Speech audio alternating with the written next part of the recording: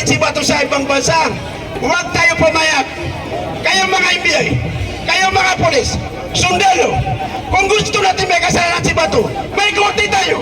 O magdiban natin sa kanya, mag-file tayo ng kaso dito sa Pilipinas para makita natin kung may pagkakamali wala. Kawawa siya kung wala man siya kasalanan, nadadali natin sa ibang bansa. Hindi ko katarungan yan, hindi ba katarungan yan? So, nandito rin kami para ipakita sa mga mayang Pilipino na kami Bangsamoro. Alam niyo noon, wala pa Presidente Tatay Digong. Ang Bangsamoro, madami na mamatay. Hindi nakakaintindihan ng Christian, Muslim. Ngayon may Bangsamoro na. Nakakaintindihan tayo nga lahat. May government man kami sa buhay. So, utang loob namin nga kita Tatay Digong. Yung government na Bangsamoro. Naka-autonomy ang BAM. Ilan yung dumaan ang Presidente ng Pilipinas na hindi naka-autonomy ang BAM. Nagpapatay ng sundalo, polis. Kami mga Muslim doon sa Mindanao. Pero ngayon di ba nakakaintindihan tayo mga pulis, sundalo, military, civilian dahil sa BAM. Ibig sabihin, lahat tayo government, Bangsamoro region, Philippine government, magkakaibigan tayo, magkakapatid tayo. Kayo ang tinitingala namin. Kaya yan ang pagmamahal namin kita Tatay Digong. Dumaan tayo sa demokrasya. Hindi namin sinasabi na taga Bangsamoro na yung tao na magkasala, hindi natin kakasuhan. Mayroon tayong proseso dito sa ating bansa. Sumunod tayo sa batas natin. Kawawa po tayo. Lahat tayo may mga anak, di ba? Yung mga anak nyo, pag may mangyari, may kaso, dadali ba kayo doon sa ibang bansa? Huwag tayong gawin yan. Mali yan! Mga minamahal kong kababayan, para ipakita po ang full support namin mga Muslim para sa bayan. Nandito po ang aking pinsan, si Francis Balabi, ang may bahay ng Bangsamoro Tradition Authority, MP, pinsan ko, Idris Salimba. Nais ko pong sabihin sa inyo, kung pwede lang bigyan natin ng kahit maiking oras po para magsalita po siya. Palakpakan po natin! Allahu Akbar! Allahu Akbar! Ibigay ko po sa inyo, Sultan Idris Salimba, ang tunay na nagmamahal, ang tunay na Duterte dahil sa border. Naglakbay siya para pumunta, ipakita ang pagmamahal niya sa bayan. Sultan Idris Salimba.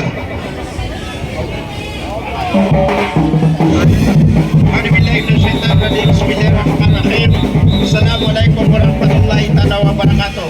Mabuhay ang Pilipino! Mabuhay ang Muslim Christian Solidarity!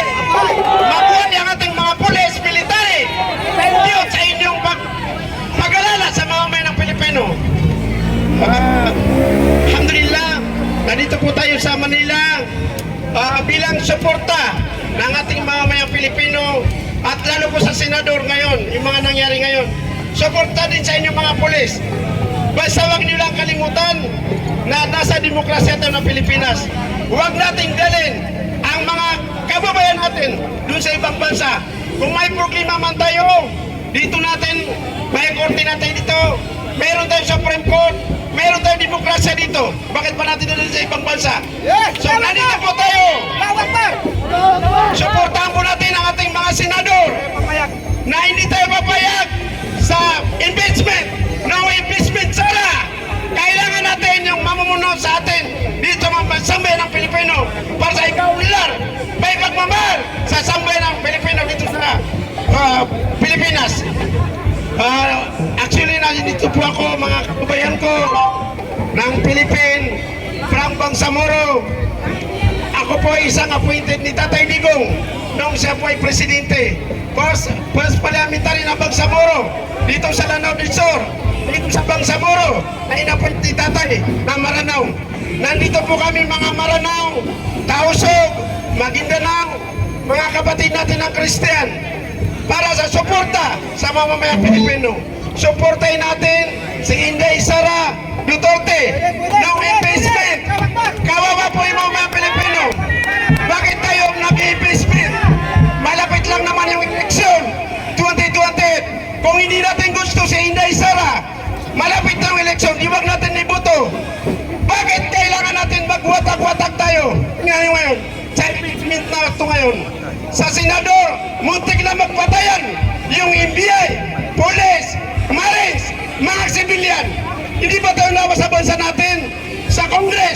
nagwatak-watak din sila. Yung magkakaibigan, magkakamag-anak, nagwatak-watak din sa impeachment na ito. Hindi niyo ba alam yung impeachment na ito? Ang magkakinaban nito, yung gusto niya manatiling sa Kristo. Basta tayo mga Pilipino, kailangan tayo, magkaisa tayo. No impeachment kay Sara. Palagi natin sinasabi na si Inday Sara Carpio, kung may nagawa siya ng tama, wag natin ibuta 2020. Hindi natin kailangan mag-impeach. Para sa atin na gumagasto ang senador, gumagasto ang Congress para sa impeachment. Wala makasalanan si Sara. Alam niyo ba, 125 million? Napakalit lang yan. Ginastos lang yan sa opisina. Alam niyo na, mga kapatid kong polis. Sino yung government dito? Alam natin yan. Na gumagastos ang opisina. Alam niyo yun. Bakit yung mga mali-malita? Huwag tayo matangit ng pangalan. Di ba mayroong mga mali-malita? May mga ebidensya na wala naman. Hindi naman na-impis. Dapat ang yan ang inimpis. Pinuto ng taong bayan yan. Alam niyo ba yung mga mali-malita? Tira natin yan mga Pilipino. Lahat tayo. Lahat ng government. Tayong mga Pilipino ang nagsusweldo sa kanila. Pira natin yan. Bakit tayo pumapayag na yung malitat nadala lang sa ibang tao, nadala sa ibang country, tinatago nila. Kaya kailangan natin yung malita na yan, yan ang imbestiga natin. Huwag si Bibi Sara. Ito naman si Bato. Kung may problema kay Bato, mayroon man tayo korte dito. Mayroon tayong mga artist dito sa bansa natin. Mayroon tayong judgment. Mayroon tayong demokrasya. Bakit natin nadaling sa ibang bansa? Nagsasalita ko dito para sa ating mamamayan. Kahit sinong presidente, kahit sinong general, policeman o sundalo, tayo mga Pilipino, pag nadaling tayo sa ibang bansa, papunta rin tayo sa lansangan para magrally. Na huwag yung kasama natin, Pilipino nadaling sa ibang bansa. Kaya lahat, huwag tayo mapayag na yung tayo mga Pilipino na nadaling sa ibang bansa. Ano ba tingin sa atin? Wala ba tayong korte? Nandiyan kayo mga polis namin, nagpapasalamat kami sa inyo. Nandiyan kayo, di ba? Hindi ba may korte tayo? Nandiyan kayo kung may gumawa ng masama, kukunin nyo. Dalhin sa korte. Bakit natin uulit si Bato kung nadalhin sa ibang bansa? Hindi rin natin malalaman. Bakit dala doon si Bato sa ibang bansa? Kung may kasalanan man siya, wala. Dito tayo, sa ating bansa, para alam natin kung tama ba yung mga binibitang iba to o hindi. Hindi ba totoo? Hindi. So, kailangan natin magkaisa tayo.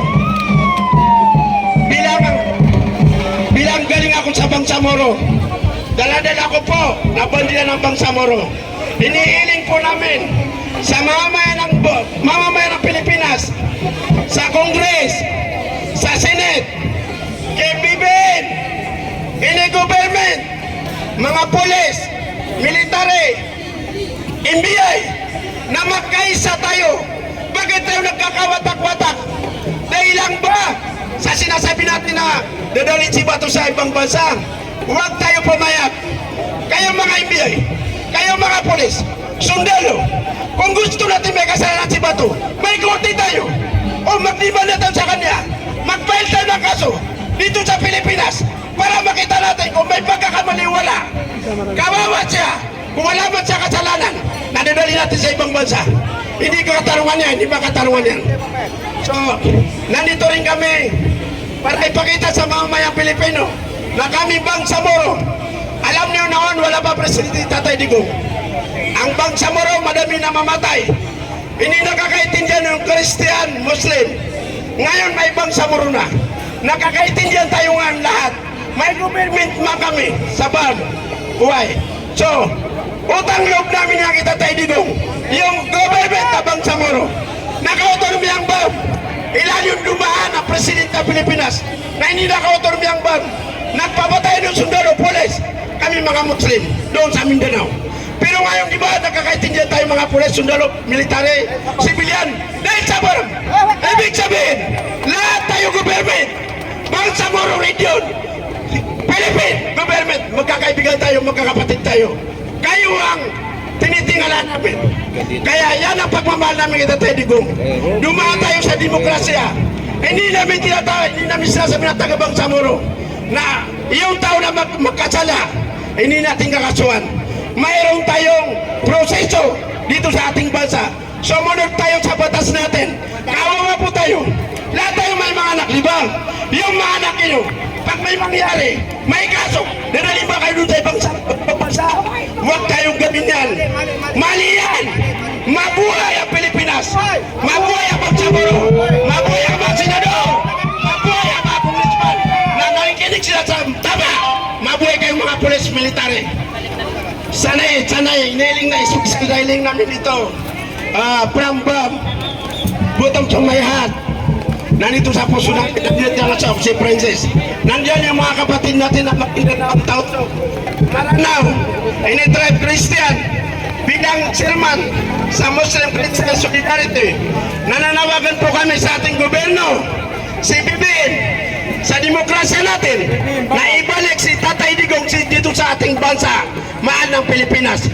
Kung may problema man, dito tayo magkorte para malaman din natin kung anong pagkakamali bawat isa sa atin. Hindi sa doong dinala. Mismo tayo mga pulis, hindi natin maiintindihan kung anong nandun sa tayo. Hindi natin alam. Di ba tama ba o mali? Kayo mga pulis namin, kayo sa liga ng katotohanan, kayo sa liga ng ating bansa, sundalo, pulis, sino sa mga MBA. Bakit tayo makikisaw-saw sa gulo na lipo-lipo, gulo na politika? Bakit tayo makisaw-saw? Hintayin natin. 1 year ngayon, magpapalit tayo ng presidente. 1 year lang. O di ba? Kung ayaw natin doon sa ibang presidente, huwag natin ibuto. Iyon na sakit ng loob natin. Bakit tayo nidali doon? Bakit tayo sa politika? Thank you very much. Inshallah, mananalo si VP Sara, Vice President of the Republic of the Philippines, sa kaniyang mga kawain. Salamat po, VP Sara, sa iyong ginagawa sa ating Pilipinas. Alam namin na maandam yung binabato sa na hindi totoo. Kaya nagpapasalamat pa rin kami kaya kasi nandiyan si VP Sara na iniintindi tayo niya mamayang Pilipinas. So salamat sa mga media, lahat ng media rito na gusto niyo ang kapayapaan. Palagi kayo nakatutok sa ating gobyerno. Nagpapasalamat po kami sa inyo. Sobra-sobra. Thank you rin mga polis. Thank you military. Thank you sa mga MBI. Gumawa tayo ng tama. Huwag tayo gumawa ng mali. Thank you po sa ating mga kapatid na Christian, Muslim, Solidarity. Huwag natin kalimutan mga kapatid kong polis. Yung nagawa ni Tatay Digong, the first time history. Kaya kami sa Bangsamoro, hindi namin nakakalimutan siya Tatay Digong. Nagawa niya ang bomb, naging gobyerno. Nakaintindihan tayo ngayon. Kaya hindi namin makakalimutan si Tatay Digong. Kaya sa kayo di sana, mga sundalo, polis, na maintindihan nyo rin si Tatay Digong. Magtulungan tayo pa sa ikakaunlan ng tapa. Ikakaunlan ng ating bansa. Pagkakaisa ng mga Pilipino. Thank you very much sa mga ini-support ni Sara. Nagpapasalamat kami. Assalamualaikum.